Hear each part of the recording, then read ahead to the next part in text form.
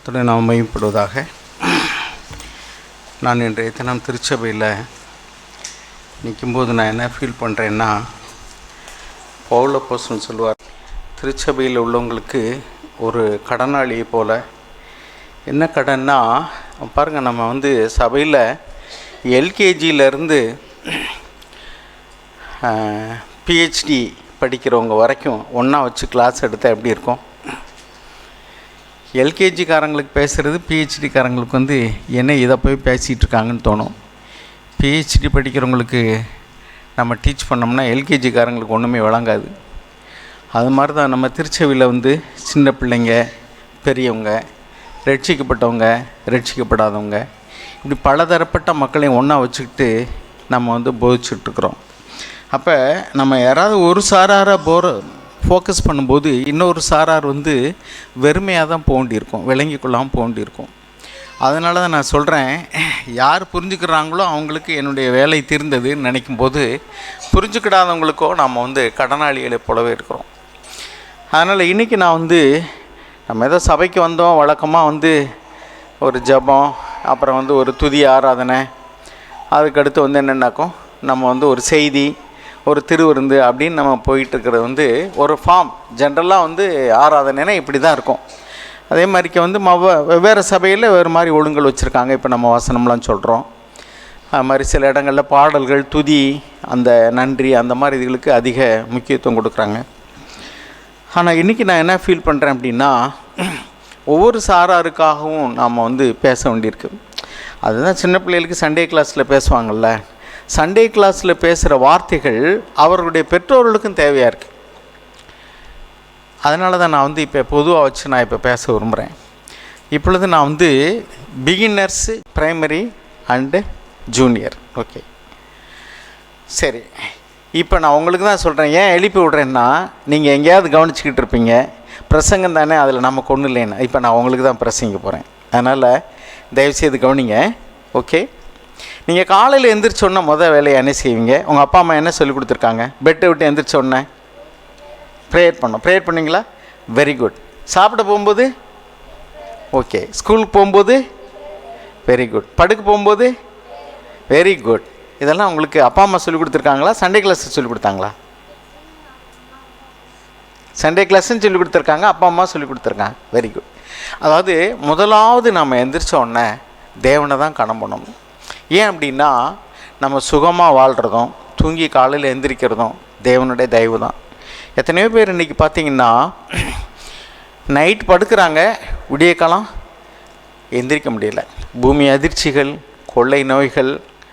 நம்ம இதில் சமீபத்தில் இதில் ஒன்று நடந்தது. எங்கே? வயநாட்டில் என்ன நடந்துச்சு? 3 கிராமமே அப்படியே அந்த மண் சரிந்து கிராமமே இல்லாமல் போயிடுச்சு. அத்தனை பேர் க்ளோஸ். ஆக நம்ம காலையில் எந்திரிக்கிறோம் அப்படின்னா கர்த்தரை துதிக்க வேண்டிய கடன். ஏன் அப்படின்னா, அவருடைய இரக்கத்தினால தான் நம்ம வாழ்கிறோம். ஓகே, சரி. அதுக்கடுத்து என்ன பண்ணுவீங்க? படுக்க விட்டு எந்திரிச்சோன்னே என்ன செய்யுங்க? படுக்கைய வெரி குட். படுக்கையை சுத்தம் பண்ணுவோம். அருமையாக என் தம்பி விளாண்டுக்கிட்டே இருந்தாலும் எவ்வளோ கணிச்சிருக்கான் பார்த்தீங்களா? படுக்கையை ஆண்டவர் அப்படி சுத்தம் பண்ணாரா? லூக்கா எழுதின சுவிசேஷம் 24வது அதிகாரம் 12வது வசனம் வாசிங்க. லூக்கா 24:12.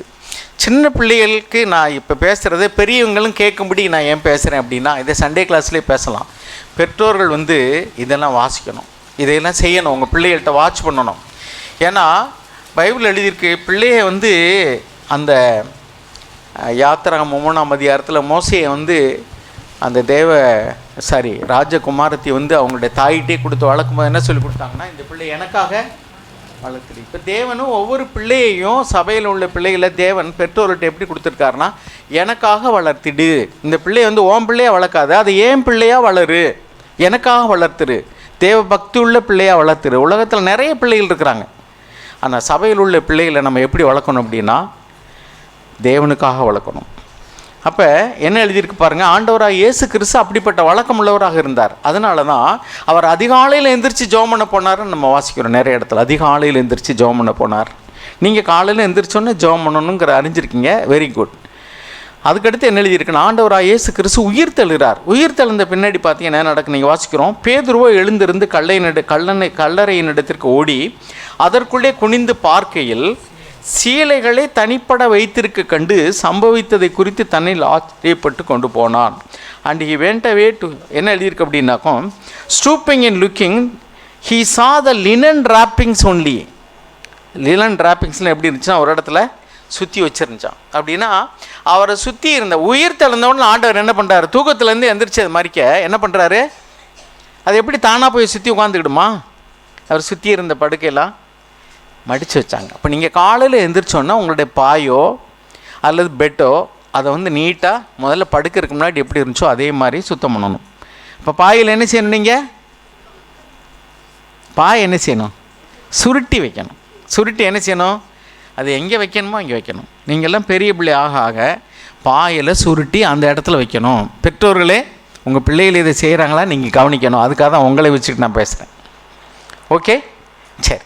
பெட்டாக இருந்தால் என்ன செய்யணும், அப்படியே போட்டுட்டு எந்திரிச்சு போகக்கூடாது. அதை நீட்டாக அதில் உள்ள போர்வையை சுருட்டி மடித்து வைக்கணும். உங்களால் மடிக்க வைக்கலைன்னா அட்லீஸ்ட் அது ஒரு இடம் எப்படி வைக்கணுமோ நீட்டாவது வச்சுட்டு போகணும். இப்படிதெல்லாம் வந்து கிறிஸ்டியன் டிசிப்ளின். அதை தான் ஆண்டவர் வந்து நமக்கு மாதிரியாக வச்சுட்டு போனார். உயிர் தெழுந்த ஆண்டவர் படுக்கை விட்டு எந்திரிச்செல்லாம் எப்போது சுருட்டி வைப்பார், அது மாதிரி சுருட்டி வச்சார். அதுக்கடுத்து நம்ம வந்து என்ன செய்யணும்னா, பெற்றோர்களை என்ன செய்யணும், கனம் பண்ணணும், மதிக்கணும். பிள்ளைகளே உங்கள் பெற்றாருக்கு சொல்லுங்கள். ஓகே, பெற்றோர்களே உங்கள் பிள்ளைகள் கீழ்ப்படுகிறாங்களான்னு நீங்கள் பார்க்கணும். எப்படி கீழ்ப்படியணும், குயிக்லி அண்ட் குவைட்லி. நீங்கள் ஒரே சத்தத்தில் கீழ்ப்படியலாம், மூணாவது சத்தத்தில் கீழ்ப்படியலாம். மூணாவது சத்தத்தில் கீழ்ப்படிஞ்சிங்கன்னா நீங்கள் வந்து கீழ்ப்படுகிறீங்க, ஆனால் குயிக்காக கீழ்ப்படியலை. குயிக்காக கீழ்ப்படினா என்ன அர்த்தம், ஒரே வார்த்தையில் இங்கே வான்னு என்ன செய்யணும், நீங்கள் விளையாண்டுக்கிட்டு இருக்கீங்க, தம்பி இங்கே வா அப்படின்னு என்ன செய்யணும், வேகமாக வரணும். அப்போ தான் குயிக்லி. ஆண்டவராக இயேசு கிறிஸ்து குறித்து எழுதியிருக்கு. அப்படி கீழ்ப்படிஞ்சாரா, அவர் குறித்து எழுதியிருக்கு. லூக்கா எழுதின சுவிசேஷம் 1ஆம் அதிகாரத்தில் கடைசியில் என்ன எழுதியிருக்கு அப்படின்னா, ஆண்டவர் தன் பெற்றோர்களுக்கு கீழ்ப்படிந்திருந்தார். பிதாவுக்கு மாத்திரம் கீழ்ப்படியலை, அவருடைய உலக தாய் தகப்பன்மார்க்கு என்ன செஞ்சார், கீழ்ப்படிந்தார். அடுத்து ஆண்டவர் என்ன சொன்னார்னா, பொய் சொல்லக்கூடாது. நீங்கள் பரீட்சை எழுதினீங்கன்னா அடுத்தவனை பார்த்து எழுதக்கூடாது. பெரிய கிளாஸ் படிக்கிறவங்கள நீங்கள் வந்து பிட் அடிக்கக்கூடாது. ஆண்டவராக இயேசு கிறிஸ்து சொல்கிறாரு, ஆமான்னா ஆமாம், இல்லைன்னா இல்லைன்னு சொல்லுங்கள். பரீட்சை எழுத போகிறீங்க, தெரிஞ்சால் எழுதுங்க, தெரியலைன்னா பரவாயில்ல. எல்லாவற்றையும் தேவன் நன்மைக்கு தான் அனுமதிப்பார். அதனால் பரீட்சையில் அடுத்தவன் பேப்பரை பார்த்து நீங்கள் எழுதவே கூடாது. அப்புறம் திருடக்கூடாது. அடுத்தவருடைய பென்சிலு, ரப்பரு, பேனா என்ன செய்யக்கூடாது, நீங்கள் திருடக்கூடாது. யாத்திராமத்தில் எழுதியிருக்கு, களவு செய்யாதிருப்பாயாக. சொல்லுங்கள். உங்கள் சுற்றி இருக்கிற மற்ற பிள்ளைங்களாம் உங்கள் இதில் எடுத்துகிட்டு போகலாம், பரவாயில்ல. உங்களுடைய பொருளை ஒருத்தன் திருடிட்டு போயிட்டானா நீங்கள் அவன் பொருளை திருடிடக்கூடாது. அவன் செஞ்ச பாவம் அவனுக்கு தான். ஆனால் நீங்கள் திருடினீங்கன்னா ஏன் இதை எடுத்துக்கிட்டான், அதனால் நான் இன்னொருத்தர் மட்டும் எடுத்து வரணும் வரக்கூடாது. உங்கள் செருப்பை ஒருத்தர் மாற்றி போட்டு போனார், அதனால் நீங்கள் இன்னொருத்தருடைய செருப்பை மாற்றிட்டு போகலாமா, போகக்கூடாது. சரியா, சரி. அப்போ கீழே கிடக்குது ஒரு பொருள், அப்போ என்ன செய்யலாம், கீழே கிடக்கிற பொருளை எடுக்கலாமா, எடுக்கக்கூடாதா? சரி. அப்படி எடுத்தால் என்ன செய்யணும்,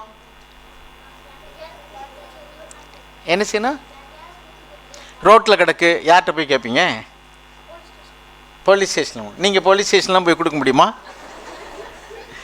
அதனால் என்ன சொல்கிறேன்னா, ரோட்லேயோ கீழேயோ கிடந்துச்சுன்னா நீங்கள் எடுக்காதீங்க. உங்களுடைய பொருளை நீங்கள் எடுத்துக்கலாம். உங்கள் பொருள் இல்லாமல் வேறோடைய பொருள் கிடந்தால் எடுக்கவே கூடாது. ஏன்னா தொலைச்சவங்க எங்கே வந்து தேடுவாங்க, உங்கள் வீட்டுக்கு வருவாங்களா, தெரியாது. அப்போ தொலைச்சவங்க தொலைச்ச இடத்துல தான் தேடி வருவாங்க. நான் எடுக்கலைன்னா வேற ஒருத்தன் எடுத்துகிட்டு போயிடுவானே, அதை பற்றி உனக்கு என்ன, வேற ஒருவரும் எடுத்துகிட்டு போனால் அவன் கணக்கு சொல்லட்டும். பைபிளில் இது மாதிரிலாம் எழுதியிருக்கா? லேவியராகமோ 19 யாத்திராகமோ 23வது அதிகாரம் நினைக்கிறேன், 23:5-6 வாசிங்க. உன்னை பகைக்கிறவனுடைய கழுதை சுமையோடு விழுந்து கிடக்க கண்டாயானால் அதற்கு உதவி செய்யாதிருக்கலாமா? அவசியமாய் அவனோடே கூட அதற்கு உதவி செய்வாயாக. 6, உன்னிடத்தில் இருக்கிற எளியவனுடைய வியாச்சியத்தில் அவனுடைய நியாயத்தை புரட்டாயாக. அது சொல்ல என்னென்னா, நீங்கள் ஒரு பொருளை கண்டிங்கன்னா 23வது அதிகாரத்தில் யாத்திராமோ 5:6, நீங்கள் வந்து உங்களுக்கு பகையாளி அதாவது உங்களுக்கு விரோதியினுடைய பொருள் வந்து ஒரு கழுதை வந்து இடம் மாதிரி போயிட்டுருக்கு, ஒரு எருது வந்து தெரியாமல் போயிட்டுருக்கு அப்படின்னா நீங்கள் கண்டும் காணாத மாதிரி போகக்கூடாது. அந்த பொருள் வந்து தொலைஞ்சு போகாதபடிக்கு நீங்கள் என்ன செய்யணுன்னா அதை அவங்கள்ட்டத்தில் மீட்டு கொடுக்கணும் அப்படின்னு எழுதியிருக்கு. இங்கே பாருங்கள், இங்கே நான் இங்கிலீஷில் வாசிக்கிறேன். If you meet your enemy's ox or donkey wandering away you shall surely return it to him. எதிரியினுடைய பொருள் 4 இருக்கா, வாசிங்க 4. ஆமாம் 4. உன் சத்துருவின் மாடாவது அவனுடைய கழுதையாவது தப்பிப்போக கண்டால் அதை திரும்ப அவனிடத்தில் கொண்டு போய் விடுவாயாக. அப்படின்னா பொருள் விழுந்துருச்சு. அப்போ என்ன கழுதையோ மாடோ கண்டா கொண்டு அவங்க இடத்துல சேர்க்கணும்னு போட்டிருக்கு. நீங்கள் கழுதையும் இன்றைக்கி பார்க்கவே முடியாது, ரோட்லலாம் மாடையும் நீங்கள் பார்க்க மாட்டீங்க.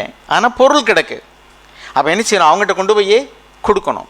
அப்போ அவங்களால கொண்டு போய் கொடுக்க முடியும்னா போலீஸ் ஸ்டேஷனுக்கு கொடுக்கணும். இது 2 நீங்கள் செய்ய முடியாது. அப்போனா சிம்பிளி கீழே எடுக்கிறத எடுக்காதீங்க. ஓகே, ஒருவேளை உங்கள் ஸ்கூல் வளாகத்தில் இருக்குது, அப்போ என்ன செய்யணும், எடுத்து கொண்டு போய் உங்கள் டீச்சர்கிட்ட கொடுத்துருங்க, என்ன இடத்துல கிடச்சின்னு கொடுங்க. அப்படி இல்லைன்னா நீங்கள் எடுக்காதீங்க. Okay, right. பேப்பர் பரிட்சை எழுதும்போது காப்பி அடிக்க கூடாது. பெரியவங்களை கண்டா என்ன செய்யணும், அவங்ககிட்ட மரியாதையாக பேசணும். அப்பா அம்மாவை என்ன செய்யணும், கனம் பண்ணணும். ஓகேயா, சரி. இதெல்லாம் நான் ஏன் சொல்கிறேன் அப்படின்னா, சின்ன பிள்ளையில் இருக்கக்கூடிய நீங்கள் இப்படி தேவனுக்கு பயந்து நடக்க ஆரம்பிச்சிட்டிங்கன்னு சொன்னால் கண்டிப்பாக தேவன் உங்களை ஆசீர்வதிப்பார். இன்னொரு காரியம் சொல்கிறேன், நீங்கள் விளையாட்டுக்காக ஏதாவது ஒரு பாப்பாத்தியை பிடிச்சி அல்லது எலி குஞ்சு அணி குஞ்சை பிடிச்சி அதை வாழை கட்டி நீங்கள் விளையாடலாமா? விளையாடக்கூடாது. பைபிள் அப்படிலாம் எழுதியிருக்கா? எழுதக்கூடாதுன்னு எழுதியிருக்கா? சரி, இங்கே வாசிக்கிறேன் பாருங்கள். இப்போ WPTCன்னு ஒரு டிரான்ஸ்லேஷன் இருக்குது தமிழில், அது வந்து சரியாக இல்லை. அதனால் நான் நம்முடைய மொழிபெயர்ப்பு போட்டு இன்னொரு மொழிபெயர்ப்பு, அதில் 49வது அதிகாரம் 6வது வசனம், ஆதியாகமம். அது நம்ம தமிழ் மொழிபெயர்ப்பு சரியா இல்லை. அதை வாசிங்க.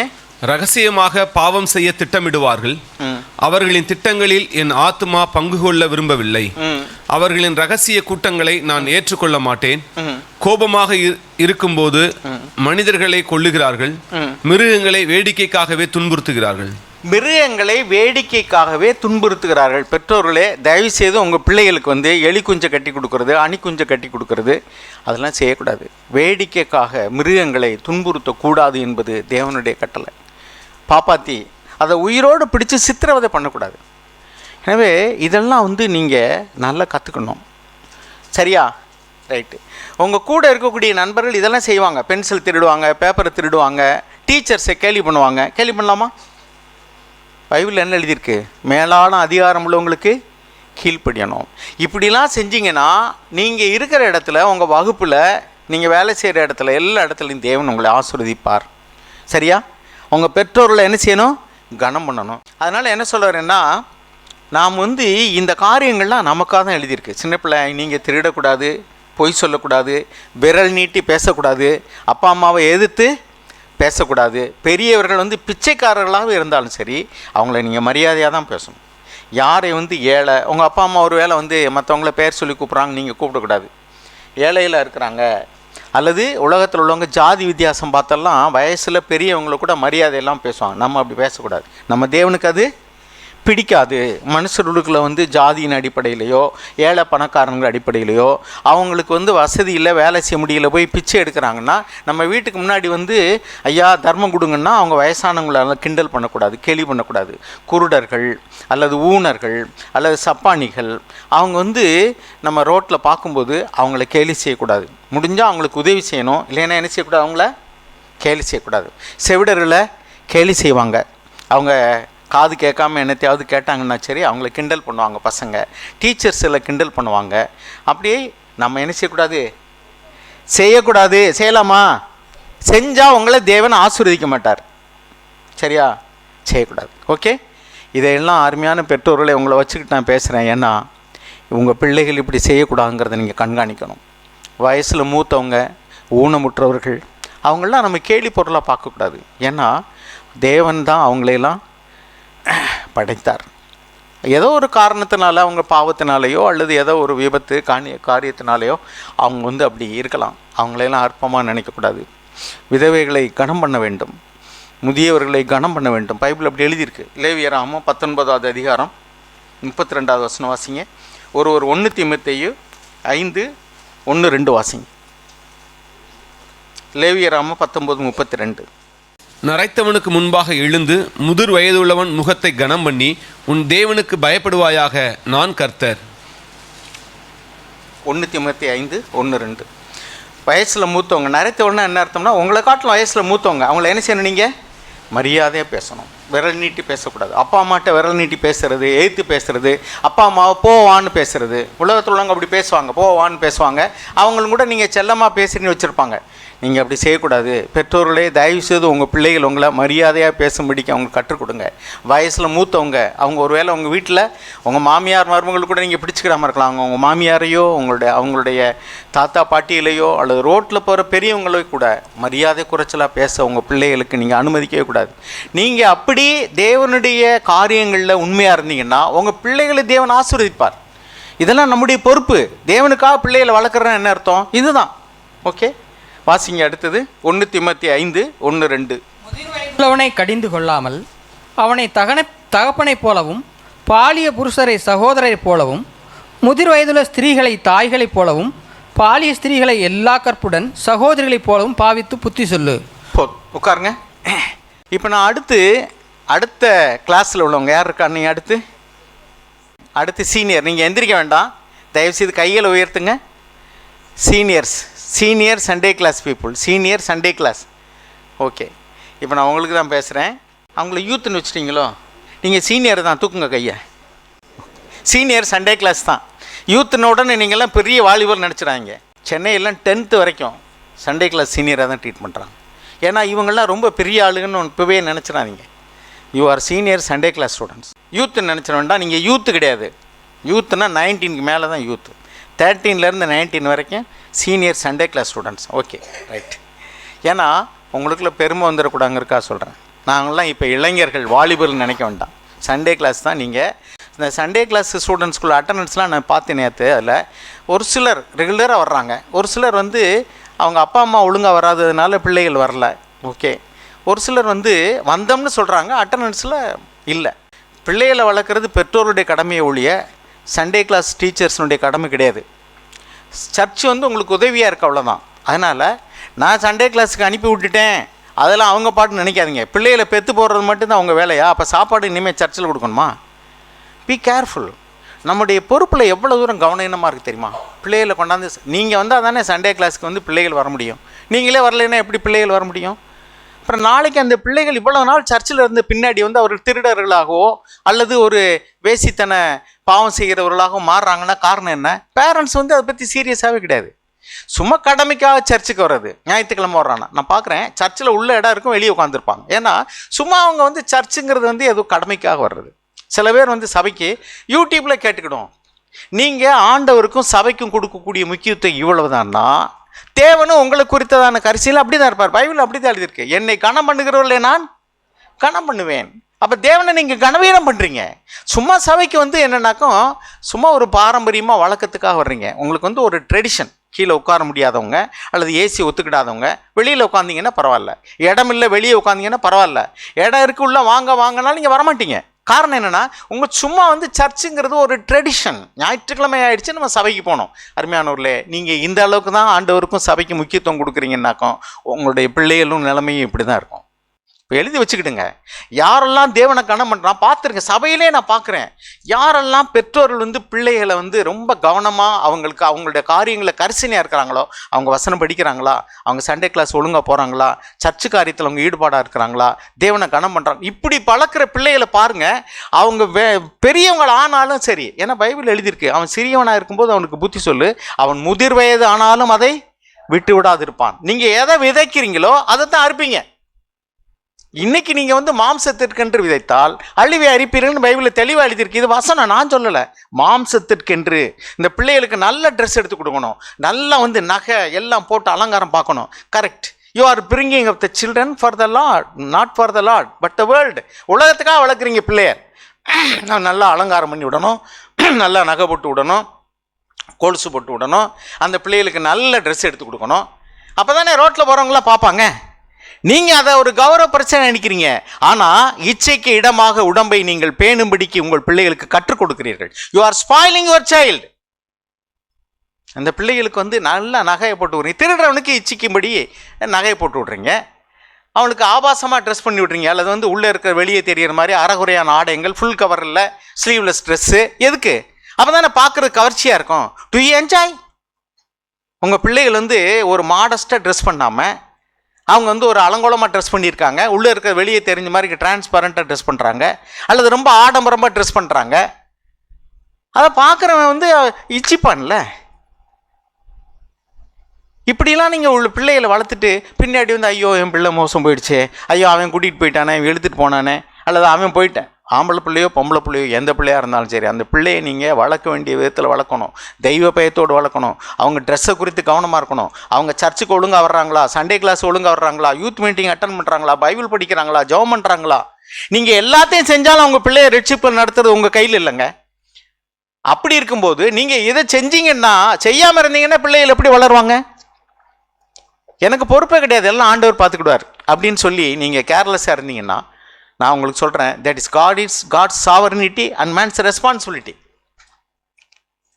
தேவன் தான் எல்லாத்தையும் செய்கிறாரு. ஆனால் நீங்கள் அவருக்கு ஒத்துழைத்து அவரோடு கூட நீங்களும் கிரியை செய்ய வேண்டும். உங்கள் பிள்ளைகளை கவனீனமாக விட்டுறது. சபைக்கு வர்ற பிள்ளை தேவனுக்கு பயந்து அந்த பிள்ளை வளர்றதையும் நீங்கள் பார்க்க முடியும். அப்பா அம்மா பொறுப்பு இல்லாமல் உங்கள் பிள்ளைகளை நேசித்து நீங்கள் அவங்க கேட்குறதெல்லாம் வாங்கி கொடுக்குறது, அவங்க கேட்குற ட்ரெஸ் எல்லாம் வாங்கி கொடுக்குறது, கேட்குற இடத்துக்கெல்லாம் கூட்டிகிட்டு போகிறது, அவங்களுக்கு ஒரு கட்டுப்பாடு. ஐயோ உங்கள் மனசு, அந்த பிள்ளையினுடைய மனசு கொஞ்சம் கூட நொந்துடக்கூடாதுங்க. ஐஸ்கிரீம் வேணுமா ஐஸ்கிரீம் வாங்கிக்க, வீடியோ பார்க்கணுமா வீடியோ பாரு, அல்லது எந்த ட்ரெஸ் வேணுமோ வாங்கிக்க.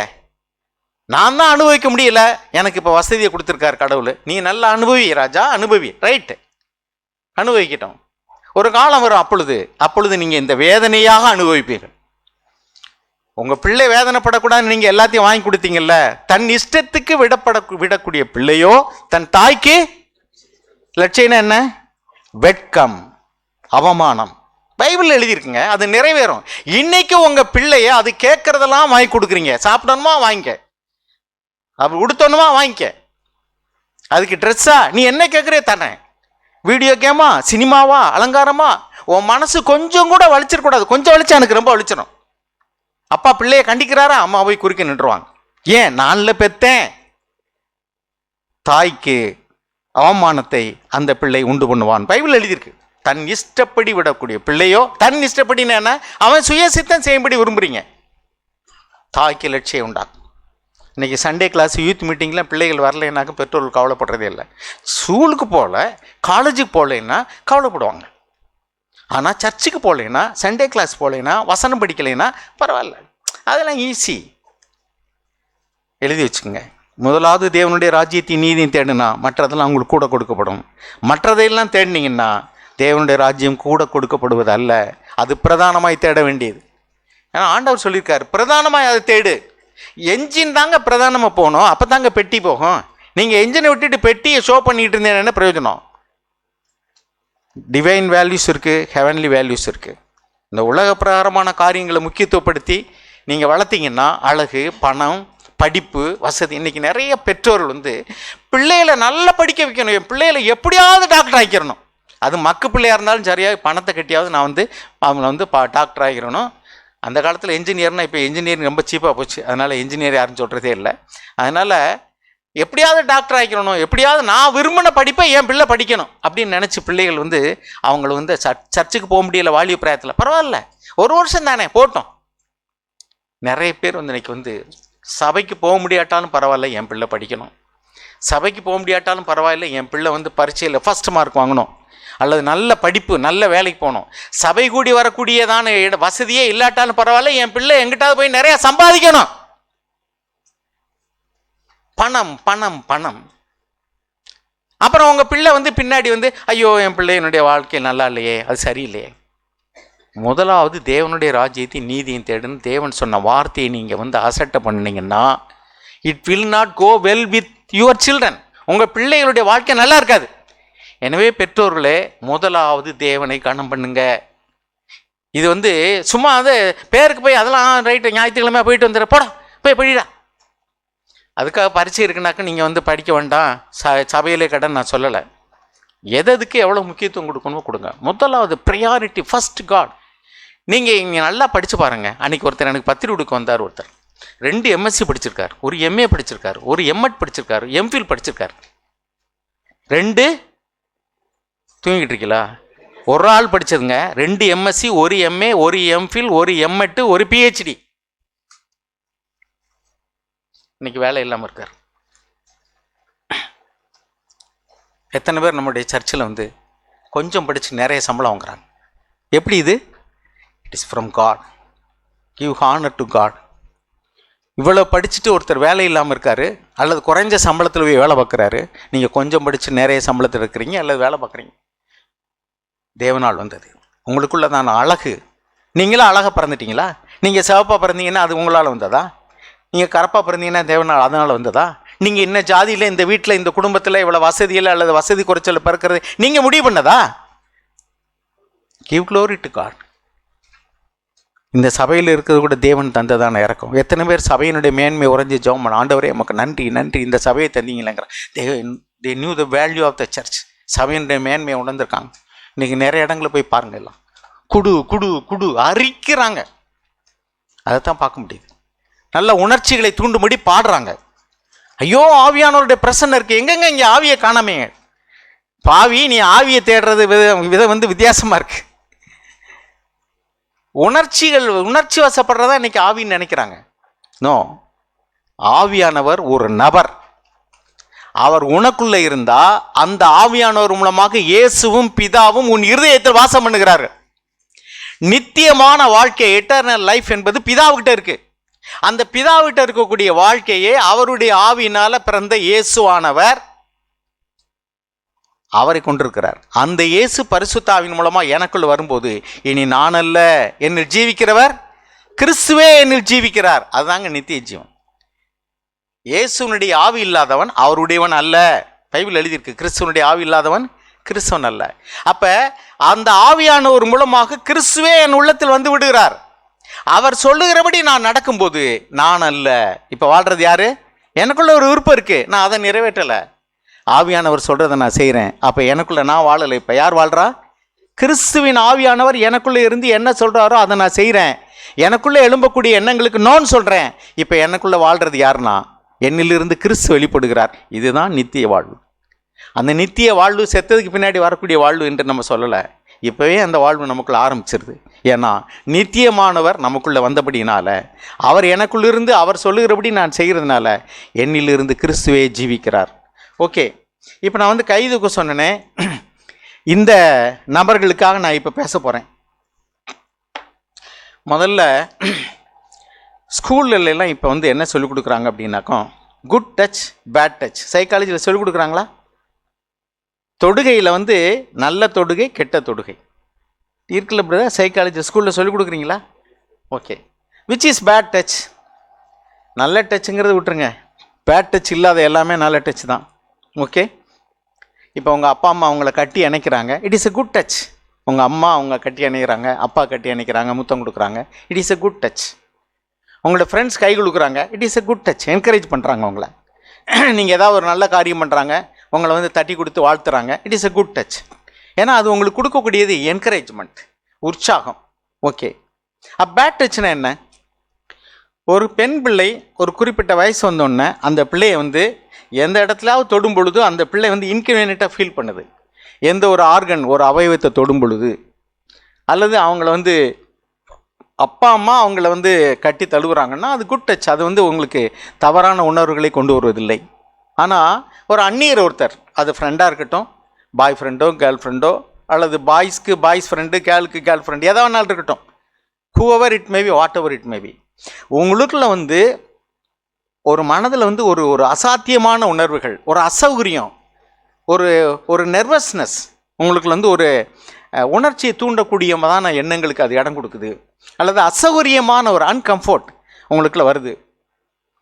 யாராவது உங்களுக்குள்ள மேலே தொட்டுறாங்க, மார்பை தொட்டுறாங்க, கன்னத்தை தொட்டுறாங்க, அல்லது வேறு ஏதாவது பட்டக்ஸில் தட்டுறாங்க. இதெல்லாம் ஒரு எக்ஸாம்பிளுக்காக சொல்கிறேன். இப்படி வந்து உங்களை வந்து ஏதாவது தொடக்கூடாத ஏதாவது ஒரு இடத்துல உங்களை தொடும்போது உங்களுக்குள்ள வந்து ஒரு உணர்ச்சியை தூண்டும்படி, அசௌகரியத்தை தூண்டும்படி, ஒரு விதமான ஒரு ஸ்ட்ரெஸ், அழுத்தத்தை தூண்டும்படியான ஒரு காரியத்தை ஒருவர் செய்தால், நோட், அந்த மனிதன்கிட்ட நீங்கள் நெருங்கவே கூடாது. அது யாராக வேணாலும் இருக்கலாம். அது உங்கள் மச்சாவாக இருக்கலாம், மாமாவாக இருக்கலாம், அண்ணனாக இருக்கலாம், தம்பியாக இருக்கலாம், அக்காவாக இருக்கலாம், அத்தையாக இருக்கலாம், யார் வேணாலும் சரி, ஹூ எவர் இட் மேபி, ஃப்ரெண்ட்ஸாக இருக்கலாம், டீச்சராக இருக்கலாம். உங்களை ஆசிரியர்கள் சில பேர் வந்து அப்படி பெண் பிள்ளைகள் வந்து பக்கத்தில் நிற்கிறாங்கன்னா அந்த டீச்சர்ஸை ஒட்டி உரசிக்கிட்டு நிற்கிறது, அல்லது அவங்கள வந்து ரொம்ப தட்டி கொடுக்குறது, ரொம்ப வந்து அப்படியே ரொம்ப நெருக்கமாக பழகிறது. யாராக இருந்தாலும் சரி, keep them away from you. Don't allow them to awake your feelings.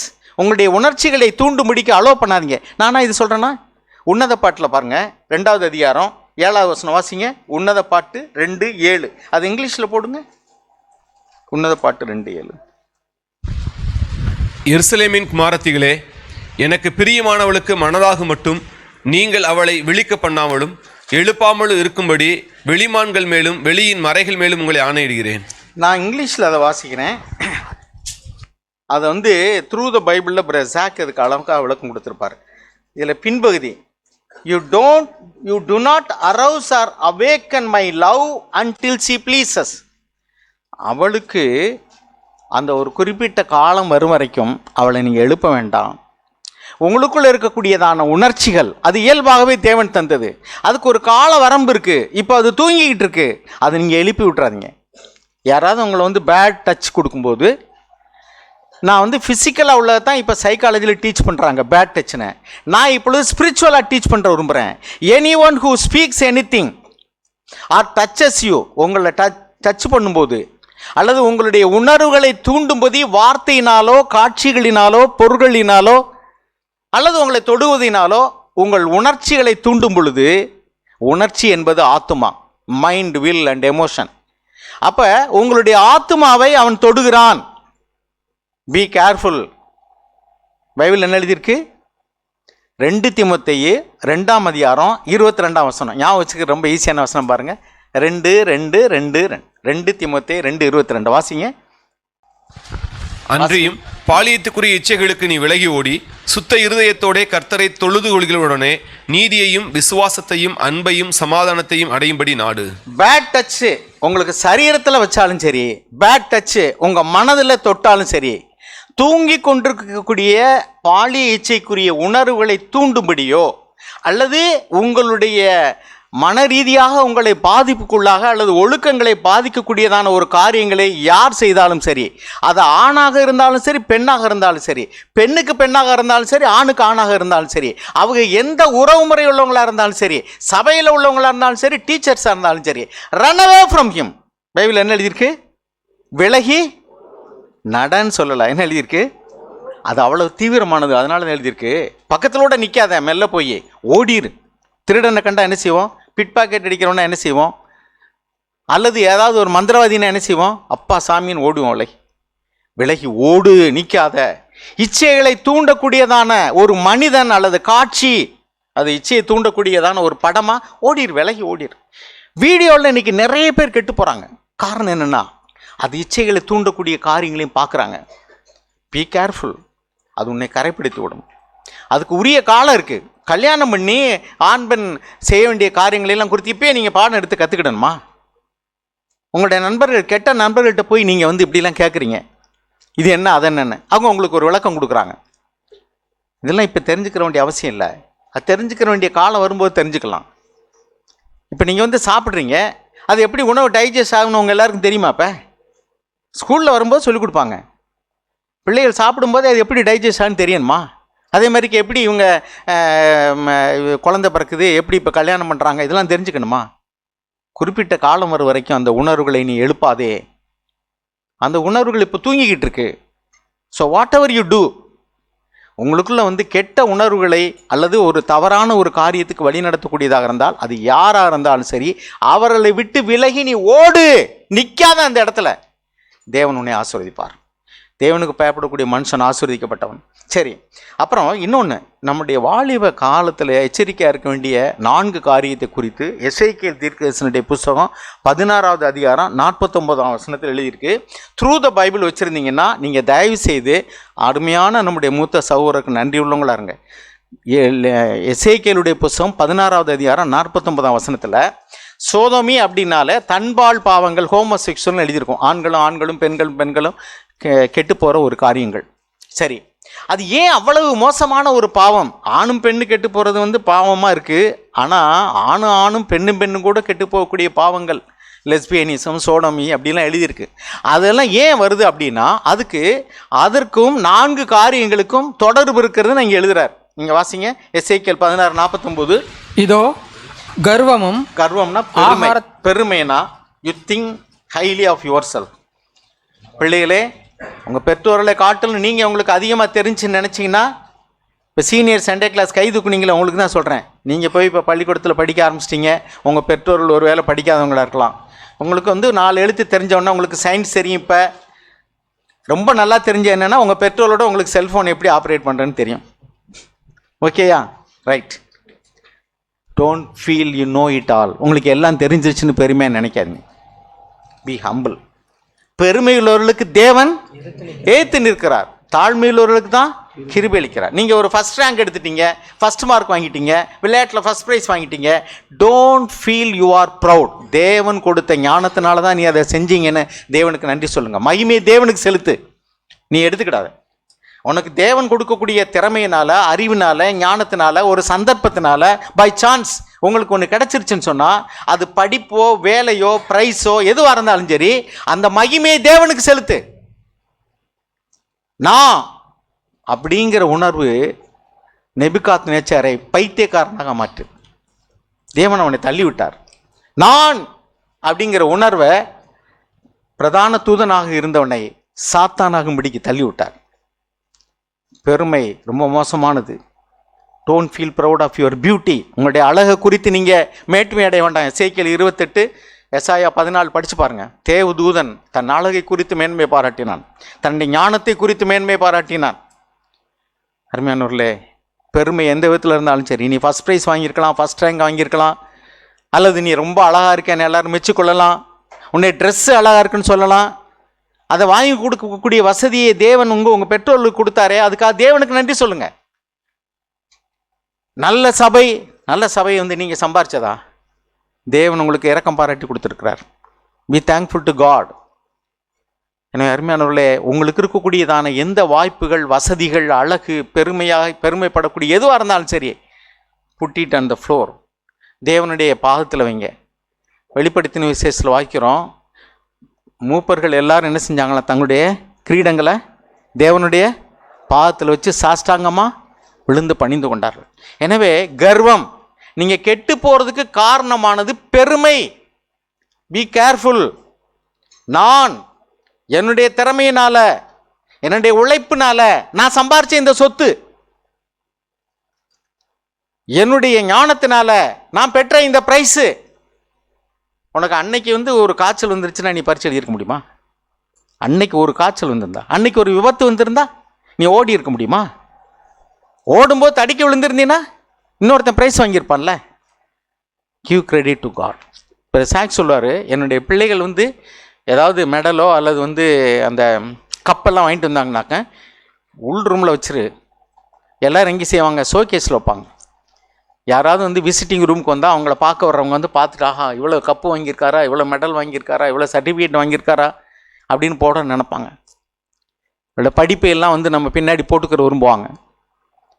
ஆனால் அப்புறம் சாக் சொல்லுவாராம், அதெல்லாம் பின்னாடி வைக்குள்ள யாரும் காமிக்கக்கூடாது, பார்க்கக்கூடாது.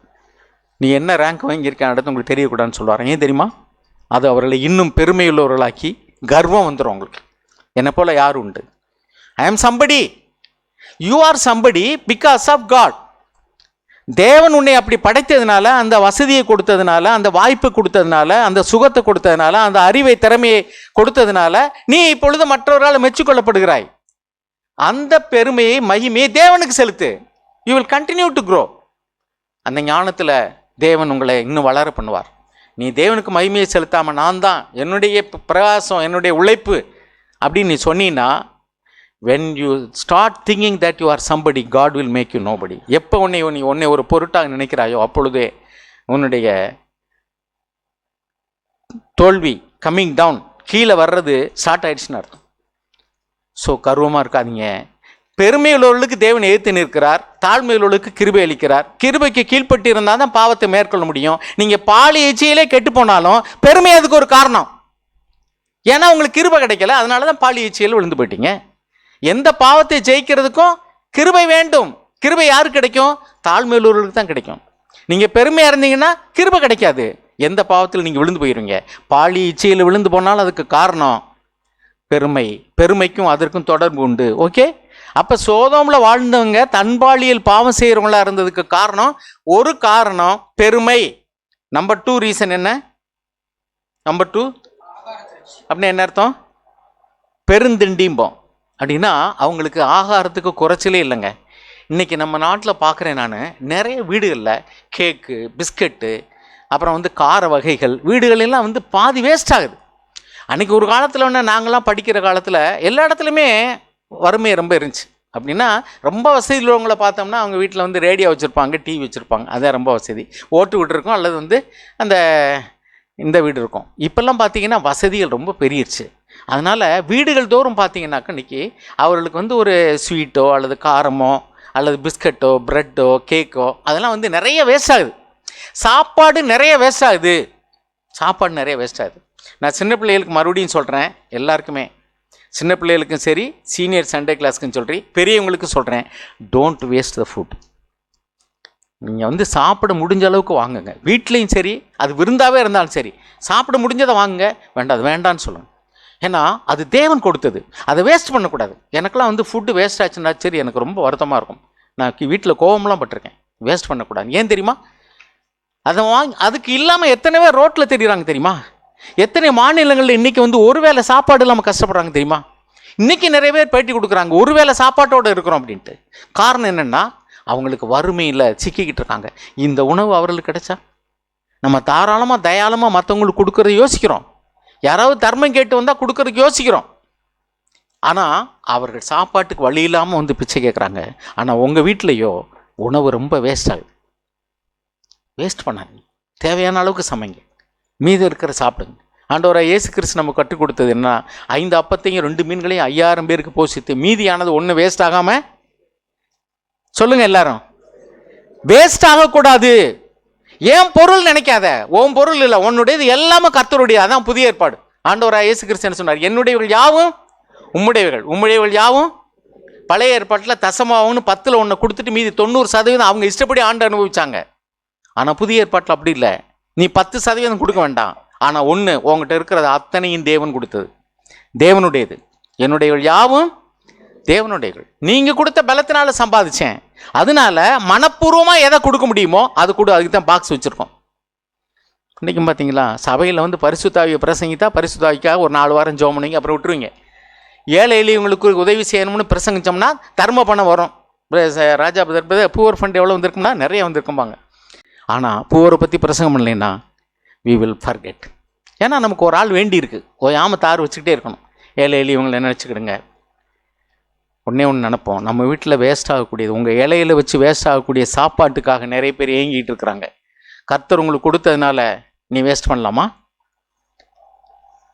அதே மாதிரிக்க ஆகாரத்தில் ஆகார திரட்சின்னா நிறைய அவனுக்கு நினச்சதை சாப்பிடலாம். அவனுக்கு நீங்கள் ஹோட்டலுக்கு போனால் ஹோட்டலுக்கு போகலாம், இன்றைக்கி மட்டன் சாப்பிட்னா மட்டன் சாப்பிட்லாம், இன்றைக்கி பிரியாணி சாப்பிட்னா பிரியாணி சாப்பிட்லாம். எதை விரும்பினாலும் நீ சாப்பிடக்கூடிய அளவுக்கு உனக்கு ஆகார திரட்சி இருக்குது.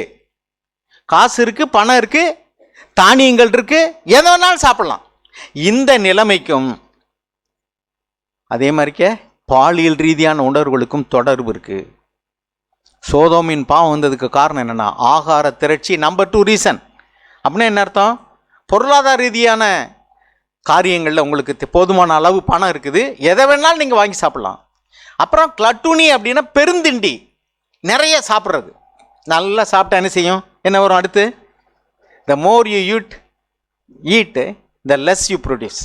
நீங்கள் எவ்வளோக்குள்ள அதிகமாக சாப்பிட்றீங்களோ அவ்வளோக்குள்ள குறைவான வேலை தான் நீங்கள் செய்ய முடியும். இன்றைக்கி எத்தனை பேர் சர்ச்சுக்கு வந்திருக்கீங்க, எத்தனை பேர் உபவாசமாக வந்திருக்கீங்க? கை தூக்க வேண்டாம், உங்களே யோசிச்சு பாருங்க. ஏன் ஒரு நாள் ஃபாஸ்டிங்காக வரக்கூடாது? நீங்கள் ஃபாஸ்டிங்கை வந்தீங்கன்னா இங்கே தூக்கம் வராது. நான்லாம் சில நேரங்களில் வந்து செய்தி கொடுக்க போகும்போது வந்து நான் வந்து சாப்பிட மாட்டேன், அல்லது லெஸ் ஐ ஈட். அதே மாதிரி ஃபீஸ்டிங்னா நம்ம சர்ச்சில் உள்ளவங்களுக்கு நல்லா தெரியும். ஃபாஸ்டிங்னா தெரியுமா? ஒரே ஒரு எழுத்து தான் வித்தியாசம். என்னது அது?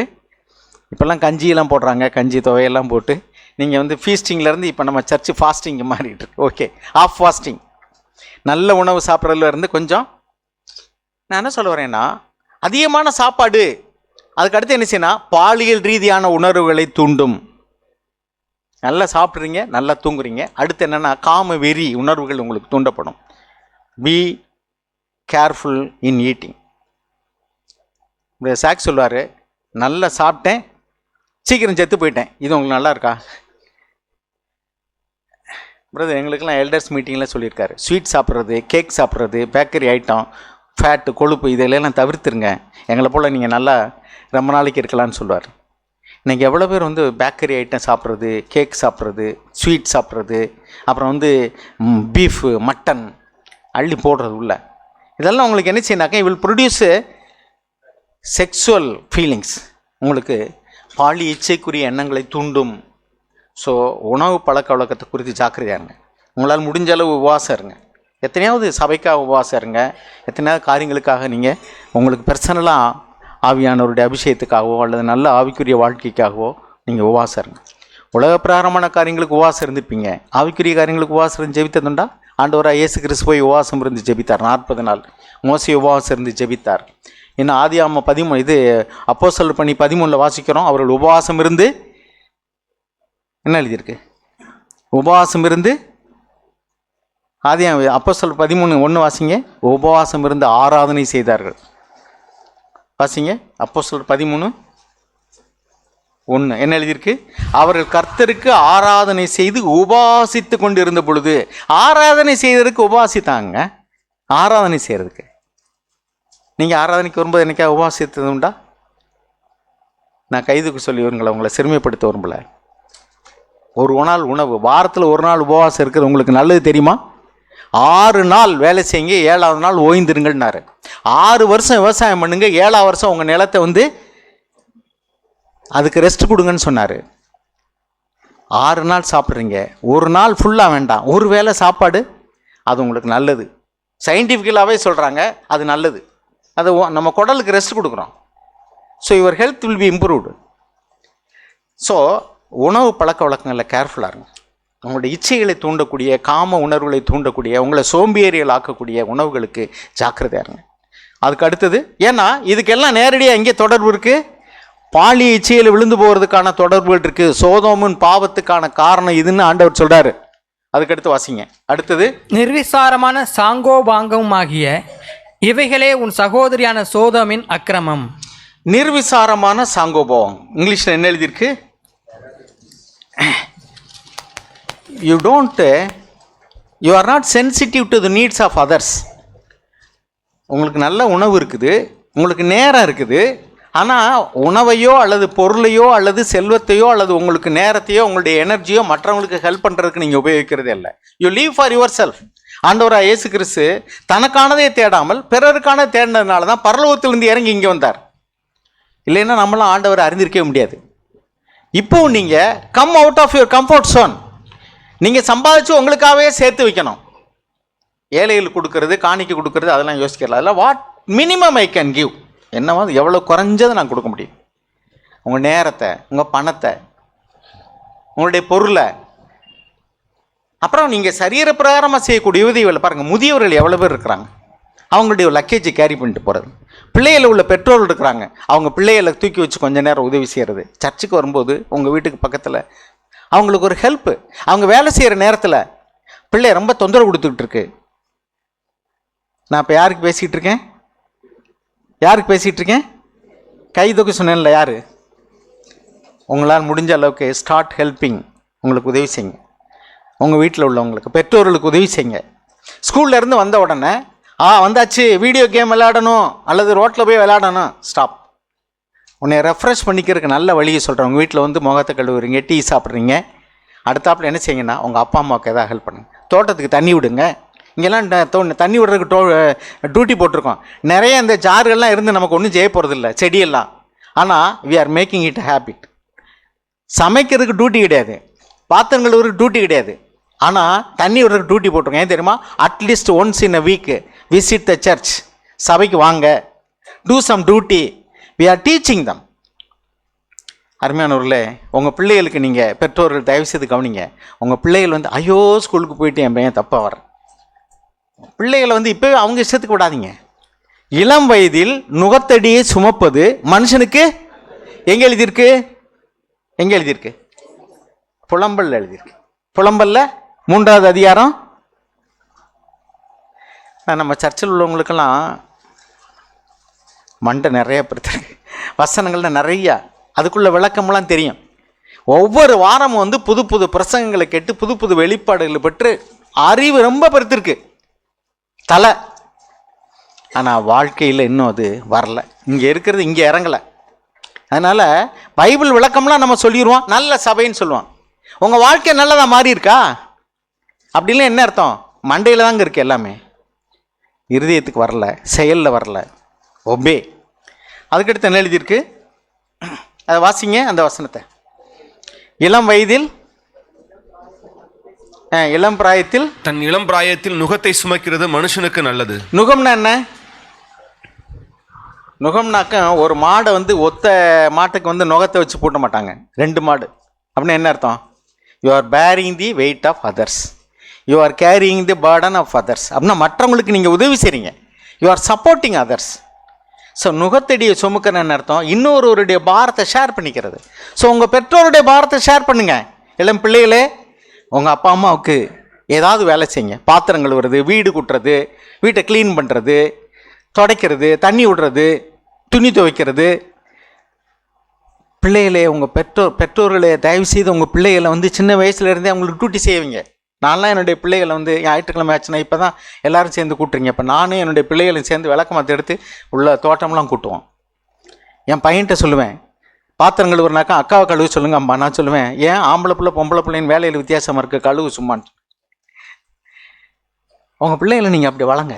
எதுக்கு சொல்ல வரேன்னா, நாங்கள்லாம் அப்போ அப்படி ஒரு சாக்குடைய ஆலோசனைகள் கிட்ட அப்படி செஞ்சோம். எங்கள் பிள்ளைகள் நல்லா இருக்காங்க. இன்றைக்கி நீங்கள் பார்க்குறீங்க, என்னுடைய பிள்ளைகள் நல்லா இருக்காங்க, அவங்களுக்குள்ள சமாதானமாக இருக்காங்க, நல்ல மாதிரிகளாக இருக்கிறாங்க. நீங்கள் உங்கள் பிள்ளைகளை அப்படி வளங்க. சின்ன வயசுலேயே அந்த பிள்ளைகளை வந்து அவங்க இஷ்டத்துக்கு விடாதீங்க. விளையாட்ட டைம் கொடுங்க, நான் வேண்டான்னு சொல்ல. பெரியவங்க மாதிரி அவங்க இருக்க முடியாது, கொஞ்ச நேரம் டைம் கொடுங்க, லிமிட்டடாக. நல்ல ஆரோக்கியமான உடற்பயிற்சி செய்யக்கூடிய வேலைகளை, விளையாட்டுகளை செய்யட்டும். இன்றைக்கெல்லாம் வந்து வீடியோ கேமே உட்காந்துட்டு இருக்கான். அது அவங்களுக்கு வந்து மைண்டு இன்னும் கொஞ்சம் ஸ்ட்ரெஸ்ஸத்தை அதிகமாக்கும். அப்படியே பார்த்துக்கிட்டே இருக்கிறது கண்ணுக்கு ஸ்ட்ரெஸ்ஸை கொண்டு வருது, மூளைக்கு ஸ்ட்ரெஸ்ஸை கொண்டு வருது, மன அழுத்தங்களை கொண்டு வருது. ஒரு இடத்துலேருந்து நான் சொல்லியிருக்கேன், ஒரு பையன் சொன்னாப்பில்ல, ஒரு பொண்ணு என்னை யூடியூப் பார்க்கக்கூடாதுன்னு சொன்னீங்கன்னா நாங்கள் தற்கொலை பண்ணிக்கிறேன்னு சொல்லிச்சான். முத்தி போச்சு, வியாதி ரொம்ப முத்திருச்சு. அதனால தான் பித்து பிடிச்சிருச்சு, முத்தி போய் பித்து பிடிச்சிருச்சு. இந்த அளவுக்கு விட்டது யாருடைய காரியம்? நிறைய பேரண்ட்ஸு நான் பார்த்தேன். என் பையன் இங்கேலாம் வந்திருக்கும்போது, அவனுடைய பிள்ளைகள் இங்கே இருக்கும்போது ஏதாவது வீடியோ பார்த்தேன், என்கிட்ட சொல்லியிருக்கான்ப்பா எங்களுக்கு கேட்காம வீடியோ கொடுக்கக்கூடாதுன்னு. ஏன்னா அந்த பிள்ளைகள் தொந்தரவு கொடுக்கும்போது ஏதாவது கொஞ்சம் கொடுத்தோம்னா சரி, அந்த பிள்ளைகள் வந்து நல்ல சயின்டிஃபிக்கலாக அல்லது கற்றுக்கிறது மாதிரிலாம் இருக்குது. அதெல்லாம் அதை ஸ்டாப் பண்ணிவிட்டான். அங்கே போய் இப்போ எங்கள் பேர பிள்ளைகளை பார்க்குறோம், எங்கள் வீட்டுக்கு வந்தோடனே தான் ஃபோனை தூக்கிட்டு ஓடுது. அவங்க வீட்டில் இருக்கும்போது டிவி பார்க்குற பேரண்ட்ஸ் அலோவ் பண்ணுறல. தாத்தா பாட்டி வீட்டுக்கு வந்தோடனே ரொம்ப செல்லம். காரணம் என்னென்னா, அந்த பிள்ளைகளை வந்து நம்ம தாத்தா பாட்டி ஆகிட்டா கண்டிக்க மாட்டோம். அதனால் அவங்க வந்து டேக் ஃப்ரீடம். உங்கள் வீடுகளில் எப்படி இருக்காங்கன்னு பாருங்கள். ஏதோ ஒரு நேரம் போய்னா ஒன்றும் பிரச்சனை இல்லை. ஆனால் உங்கள் வீடுகளில் உங்கள் பிள்ளைகள் எப்படி இருக்காங்க? உங்கள் வருமானத்துக்குள்ளே அந்த பிள்ளைகள் வாழணும்னு தெரிஞ்சிருக்காங்களா? உங்களுடைய வறுமையே தெரியக்கூடாது என் பிள்ளைக்கு. அதனால் அது என்ன கேட்டாலும் சரி கடன் வாங்கி கொடுப்பேன். அந்த பிள்ளைகளுக்கு கடன் வாங்கி சைக்கிளு, கடன் வாங்கி வண்டி, கடன் வாங்கி ட்ரெஸ்ஸு. நம்பர் 1 உலகத்துக்காக வளர்த்துக்கிட்டுருங்க பிள்ளைகளை. You will reap the result. கலாத்தியரில் வாசிக்கிறோம், மனுஷன் எதை விதைக்கிறானோ அதே இருப்பான். இப்போ நீங்கள் உலகத்துக்காக பிள்ளைகளை வளர்த்துக்கிட்டு இருக்கீங்க. You will reap the consequence later. அன்னைக்கு வந்து ஐயோ இப்படி போச்சே பிரதர், என் பிள்ளை இப்படி வளர்த்துட்டேனே, என் பிள்ளை போச்சே. சபையில் கேட்கும் போதெல்லாம் அவங்களுக்கு செவிடன் காதில் ஊதின சங்கு மாதிரி இருந்துச்சு. எவ்வளோதான் லாபகமாக ஊதினாலும் செத்தவன் காதில் விழுந்த சங்கு போல் இருந்துச்சு. எனக்கு என்னட்டு இருந்தீங்க, அதெல்லாம் எனக்கு கிடையாது. என் பிள்ளை அப்படி செய்யவே செய்யாது. அது சூப்பர் பிள்ளை, பரலோகத்துலேருந்து நேரம் என் மடியில் ஒன்று தேவன் கொடுத்துட்டு போயிட்டார். மற்றவர்களுக்கெல்லாம் பிள்ளை அவங்க பெற்று எடுக்கிறாங்க. எனக்கு அப்படி இல்லைங்க, நான் தேவன்னு எனக்கு கொண்டாந்து அப்படி கொடுத்துட்டார். உங்களை வஞ்சித்து கொள்ளாதீங்க. என்னுடைய பிள்ளைகளை குறித்தெல்லாம் யாராவது குறை சொன்னாங்கன்னா அப்படி இருக்குமோ அப்படின்னு நான் பயப்படுவேன். ஆனால் நிறைய பெற்றோர்கள் எப்படி தெரியுமா, என் பிள்ளை அப்படி செய்யாது. அது எப்படி சொல்ல போச்சு? நான் சொல்லியிருக்கேன், நான் வந்து யோக்கியம் இல்லைங்க, நான் வந்து பாவியாக இருந்த மனுஷன். அப்போ என் பிள்ளை எப்படி இருக்கும்? என்னுடைய வித்து தானே என்னுடைய பிள்ளைகள். இப்போ என் பிள்ளைகளும் தப்பு பண்ண தான் செய்வாங்க. இந்த அண்டர்ஸ்டாண்டிங் நமக்கு வேணும். நீங்கள் பாவிகளாக இருந்தால் ரட்சிக்கப்பட்டது உண்மைனா உங்கள் பிள்ளைகள் மட்டும் பாவமே செய்யாமல் ரட்சிக்கப்படுவாங்களா? பிரதர் விக்டர் சமீபத்தில் ஒரு செய்தி பேசியிருந்தேன், நான் கேட்டேன். அதில் என்ன, எல்லாரையும் கீழ்ப்படியாமைக்குள் தேவன் அடைத்து போட்டார். நீங்கள் அந்த பிள்ளைகளை கீழ்ப்படிதலுக்குள்ள வழக்கம்னு நினச்சாலே ஒவ்வொரு பிள்ளையை ரட்சிக்கப்பட்டவொன்னே என்ன சாட்சி சொல்லுது? நான் சபைக்கு வந்துக்கிட்டு இருந்தேன், ஆனால் நான் ஆண்டவர் அறியாமல் இருந்தேன், நான் மனம் திரும்பாமல் இருந்தேன், நான் பாவம் செஞ்சுட்டேன், மனம் திரும்பி இப்போ ரட்சிக்கப்பட்டிருக்கேன். That is true. நீங்கள் எவ்வளோதான் பிரயாசப்பட்டாலும் உங்கள் பிள்ளைகள் ஏதோ ஒரு விதத்தில் தவறி தான் அவங்க எழுந்து மனம் திரும்பி ரட்சிக்கப்படுறாங்க. ஏனென்றால் தேவன் கீழ்ப்படிதலுக்குள்ளே ரட்சிப்புக்குள்ளே நடத்துறதுக்கு முன்னாடி கீழ்ப்படியாமைக்குள்ளே அவர் அடர்த்தி போடுகிறார். அப்படின்னு என்ன அர்த்தம்? அவங்க பாவம் செய்யாமையே ரட்சிப்புக்குள்ளே வரும்படி அல்ல, எல்லாரும் பாவம் செய்து ஏகமாய் கெட்டு போனார்கள், நீதிமான் ஒருவனும் இல்லை, ஒருவனாயிலும் இல்லை. நீங்கள் எவ்வளோதான் வாட்ச் பண்ணாலும் உங்கள் பிள்ளை ஏதோ ஒரு விதத்தில் தவறு செய்யும், போய் சொல்லும், திருடும், ஏமாத்தும், என்னமாவது ஒன்று செய்யும். ஆனால் ஒரு நாள் தேவன் அவங்கள தொடுவார், உங்கள் பிரயாசத்தை பார்த்து உங்கள் பிள்ளைகளை ரட்சிப்பார். ஆனால் நீங்கள் அந்த விசுவாசமும் இல்லை, அந்த பிள்ளைகளுக்குள்ள ரட்சிப்பு வரணுங்கிற பாரமும் உங்களுக்கு இல்லைன்னு சொன்னால் நீங்கள் ஒரு நாள் உங்கள் பிள்ளைகளை இழந்துருவீங்க. பிள்ளைகள் ரட்சிக்கப்பட்டாங்கன்னா நான் சொல்கிறேன், நம்முடைய முதிர் வயதில் நான் சொல்கிறேன், நல்ல முதிர் வயதில் இப்போ இளைப்பாறுதலோடு கூட இருக்கிறேன், இளைப்பாறுதலோடு கொடுக்குறேன். என் பிள்ளைகள் மூலமாகவோ எனக்கு பொருளாதார ரீதியாகவோ அல்லது சரீர பிராரமோ எங்களுக்கு ஒரு பிரச்சனையும் கிடையாது. அதனால தான் நான் தேவனுடைய ஊழியத்தை நான் விடுதலையாக செய்கிறேன். நான் பெற்ற இந்த இன்பத்தை நீங்கள் பெறணும்னு சொல்கிறேன். உண்மையாக நீங்கள் ஆண்டவரை தேடினீங்கன்னா, முழு இதயத்தோடு தேடினீங்கன்னா இளைப்பாறுதலான வாழ்க்கை இருக்குங்க, இளைப்பாறுதலான வாழ்க்கை. ஓகே, அதுக்கடுத்து ஒன்று சோம்பேறித்தனம். இதில் நம்ம பார்த்தோம், சோம்பேறித்தனத்தை குறித்து இன்னொரு வார்த்தையும் சொல்கிறேன். உங்களுக்கு டைம் நிறையா இருக்குது.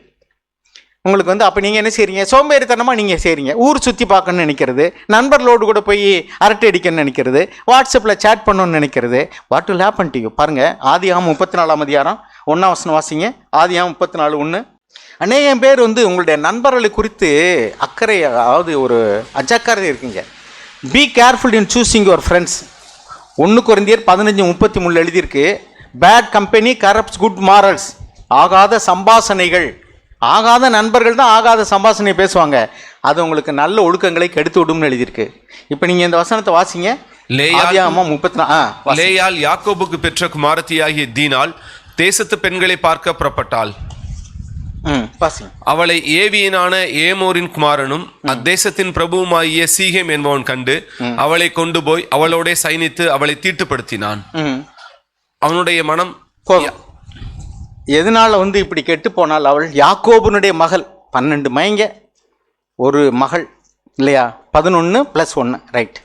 இப்போ இந்த மகள் அவள் இப்போ ஃப்ரீயாக இருந்தாள் தேசத்தில். ஸோ நான் தேசத்தை சுற்றி பார்த்துட்டு வரேன், நான் I want to go a tour. சில பிள்ளைகள், பெண் பிள்ளைகள் கேட்பாங்க, லீவ் விட்டாச்சுப்பா, நான் சித்தி வீட்டுக்கு போயிட்டு வரேன், மாமா வீட்டுக்கு போயிட்டு வரேன், அத்தை வீட்டுக்கு போயிட்டு வர்றேன், என் ஃப்ரெண்டு வீட்டுக்கு போயிட்டு வர்றேன். தங்கமே தாயே நீ போயிட்டு வா, நீ போனால் எனக்கும் கொஞ்சம் ஃப்ரீயாக இருக்கும். அவங்க போய் அங்கே உங்கள் வீட்டில் நீங்கள் டிவி பார்க்க விட மாட்டீங்க, அங்கே ஃப்ரீயாக பார்ப்பாங்க. உங்கள் வீட்டில் எதெல்லாம் செய்ய அனுமதிக்கலையோ அங்கே ஃப்ரீயாக பார்ப்பாங்க. நீங்கள் என்னுடைய அக்கா, தங்கச்சி, சித்தி, மாமா, மச்சான்னு நினைப்பீங்க. They are learning evil things. நீங்கள் தடை போட்டு வச்சுருக்கிறதெல்லாம் அங்கே தடை இல்லாமல் கிடைக்கும். அவங்க மனுஷிகமாக அன்பு கூறுவாங்க, கெட்டு போயிடுவாங்க. இவள் ஊரை சுற்றி பார்க்க போனால் இவள் ஒன்றும் பாவம் செய்யலை, ஆனால் தேவையில்லாத இடத்துல அவள் சுற்றி தெரிந்ததுனால அவளை இன்னொருத்தன் பார்த்தான். அங்கே என்ன எழுதியிருக்கவ? when Sikkim the son of Hamor the Hivite the prince of the land saw her, அவளை பார்த்தான். அந்த சந்தர்ப்பம் கொடுத்து யார்? வீட்டில் இருந்திருந்தால் நடக்குமா? அப்பா அம்மாவோட சேர்ந்து போனால் நடக்குமா? அவள் தன் நண்பர்களோடு சேர்ந்து சுற்றி பார்க்க போனால் கடைசியில் என்ன நடந்தது? ஒருவன் அவளை கெடுத்து விட்டான். அருமையானவர்களே, இதெல்லாம் உங்களுக்கு படிப்பினைக்காகத்தான் பைபிள் எழுதியிருக்கு. கெட்ட நண்பர்கள், சோம்பேறித்தனமாக சுற்றி திரிகிறது, கண்களை அலைய விடுறது. நீங்கள் இப்போ நிறைய பேர் என்னன்னாக்கா ஊர் சுற்றுறது இல்லை, ஆனால் கண்களை சுற்ற விடுறது. ரோட்டில் போகும்போது நேராக பார்க்க மாட்டாங்க, இப்படி பார்க்குறது, பின்னாடி எவன்டா வர்றேன்னு பார்க்குறது. அவன் நினைப்பான், ஆஹா இவன் என்னை தான் பார்க்குறா, இவள்கிட்ட இடம் இருக்குது. லாட்ரி விற்க வருவாங்க பஸ்லாம் இப்போல்லாம் தொந்தரவு இல்லைன்னு நினைக்கிறேன். பஸ்ஸில் வர மாட்டேன், சார் தமிழகம், தமிழ்நாடு, கோடி சார், 1 கோடி சார், வட மாநிலங்கள் ஏதாவது சொல்லுவேன், எல்லாம் மறந்து வச்சு எனக்கு, அப்படி சொல்லிட்டு வருவான். நம்ம பேசாமல் உட்காந்தேன்னே அவன் பாட்டில் போயிட்டே இருப்பான். லேசாக அப்படி திரும்பி பார்த்து வச்சுங்களேன், இது என்னைக்கு குழுக்கள் அப்படின்னு கேட்டிங்கன்னு வச்சுங்க, உங்கள்கிட்ட ஒரு டிக்கெட்டை விற்காமல் போகவே மாட்டேன். ஏன்னா இங்கே இடம் இருக்குன்னு தெரியும். இன்றைக்கும் பாருங்கள், வாட்ஸ்அப்பில் நிறைய சைபர் கிரைம்ங்கிறாங்க. ஏன்னா நீங்கள் அதை ஓப்பன் பண்ணுறீங்க. தனக்காடாத வழக்கில் தலையிடுறது மாதிரி இது எனக்கு தேவையில்லைப்பா. பாருங்க, உங்களுக்கு வந்து ஒரு லாட்ரி விழுந்திருக்கு, அதுக்கு வந்து நீங்கள் வரி கட்டணும், பேக்கிங் சார்ஜ் மட்டும் கட்டுங்க, அப்புறம் வரி கட்டுங்க இப்படிங்கிறாங்க. ஏன்? உன்கிட்ட இடம் இருக்கு, பொருளாசைனால தான் நீங்கள் ஏமாறுறீங்க. அவன் நாக்கலாம்பூச்சியை போட்டு வந்து தூண்டியில் போட்டான், நீங்கள் போய் கவனிங்க. ஏன்? அந்த இலவசமாக வரக்கூடிய ஒரு பொருள் எனக்கு ப்ரைஸ் கிடச்சிருச்சு, எனக்கு லாபம் கிடச்சிருச்சு, நான் உழைக்காத பொருள் எனக்கு வேண்டாப்பா அப்படி நீங்கள் சொன்னீங்கன்னா நீங்கள் சிக்குவீங்களா? அவனவன் தன் சுய இச்சையினால் இழுப்புண்டு சிக்குண்டு சோதிக்கப்படுகிறான். உனக்குள்ளது போதுன்னு இருந்தா அவன் உன்னை ஏமாற்ற முடியுமா? என் உழைக்காத காசு எனக்கு வேண்டாப்பா, இலவசமாக தர்றோங்க, கவர்மெண்ட் கொடுத்தா வாங்கிக்கிடுங்க, நீங்கள் வரி கட்டுறீங்க. யாராவது ஒருத்தன் இலவசமாக கொடுக்குறான்னு சொன்னால் ஏன் ஓடுறீங்க? ஏன்னா உங்களுக்கு பொருளாசை. அப்புறம் நீங்கள் சிக்கி சீரழிகிறீங்க. அப்புறம் அவன் ஏமாற்றிவிட்டான், நீ ஏமாறதுக்கு ரெடியாக இருந்த, அதனால தான் அவன் ஏமாத்தினேன். நீ ஆண்டு இருந்தால் அவன் கையில் வச்சுட்டு போயிட்டான் இல்லையா? எனக்கு வேண்டாம், நான் உழைக்காத காசு எனக்கு வேண்டாம், யாரும் இலவசமாக கொடுக்குறது எனக்கு வேண்டாம் அப்படின்னு சொல்லுங்க. நீங்கள் பொருளாசையில் சிக்குவீங்களா? நான் இப்பொழுது சிறியவர்களுக்கு மாத்திரம் பேசலை, பெரியவர்களுக்கும் பேசியிருக்கேன், இளைஞர்களுக்கும் பேசியிருக்கேன். சின்ன பிள்ளைகளுக்கு உள்ளதை வந்து பெரியவர்களுக்கு ஏன் பேசினேன்னா, உங்களுடைய பிள்ளைகள் இது மாதிரி இருக்கிறாங்களாங்கிறத சண்டே கிளாஸ்காரங்களும் யூத் மீட்டிங்காரங்களும் செய்ய நினைக்காதீங்க. சண்டே கிளாஸுக்கும் யூத் மீட்டிங் உங்களுக்கு அடிஷனல் போனஸ் கொடுத்தது மாதிரிக்கே அவங்களுடைய கடமை நீங்கள் நினைக்க வேண்டாம்.